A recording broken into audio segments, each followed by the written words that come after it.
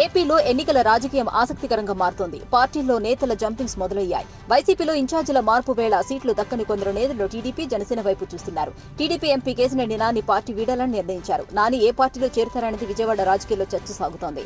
ఈ సమయంలో వైసీపీ నేతలు నానితో టచ్లోకి వెళ్లారు. నాని వైసీపీలో చేరడం దాదాపు ఖాయమని తెలుస్తోంది. టీడీపీకి మరో ఎంపీ గుడ్ బై చెప్పారు. ఇప్పటికే గుంటూరు ఎంపీ గల్లా జయదేవ్ వచ్చే ఎన్నికల్లోని పోటీ చేయకూడదని నిర్ణయించారు. తాజాగా విజయవాడ ఎంపీ కేశినేని నాని టీడీపీని వీడేందుకు డిసైడ్ అయ్యారు. తాజాగా పార్టీ నుంచి రాజీనామా నిర్ణయమో పైన పునరాలోచన చేయాలనే సూచన వచ్చినా తన నిర్ణయం వెనక్కి తగ్గేది లేదని తేల్చి చెప్పేశారు నాని.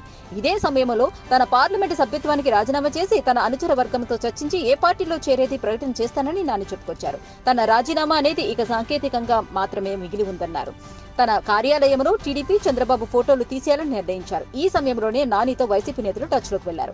నాని వస్తానంటే పార్టీలోకి ఆహ్వానిస్తామని గతంలోనే ప్రకటించారు. ఇప్పుడు నాని టీడీపీని వేడడంతో వైసీపీలోకి రావాలని ఆహ్వానించినట్లు తెలుస్తోంది.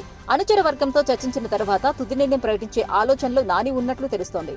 విజయవాడ నుంచి వైసీపీ ఎంపీ అభ్యర్థి ఎంపికపైన కసరత్తు జరిగింది. కానీ నాని ఎపిసోడ్ తో ఖరారు చేయకుండా పెండింగ్ లో ఉంచారు.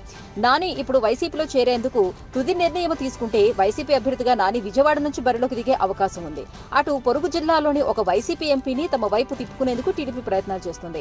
దీంతో నాని వైసీపీలోకి వచ్చేలా అధికార పార్టీ నేతల వ్యూహం సిద్ధం చేస్తున్నారు. 2014-19 ఎన్నికల్లో కేశినేని నాని వరుసగా విజయవాడ నుంచి 2 సార్లు ఎంపీగా గెలిచారు.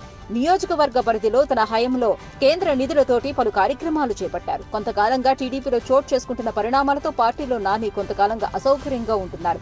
తాజాగా పార్టీ వ్యవహారాలకు దూరంగా ఉండాలంటూ చంద్రబాబు తన దూతల ద్వారా సమాచారం ఇచ్చారని, తాను చంద్రబాబు ఆదేశాల మేరకు దూరంగా ఉంటానని నాని చెప్పుకొచ్చారు.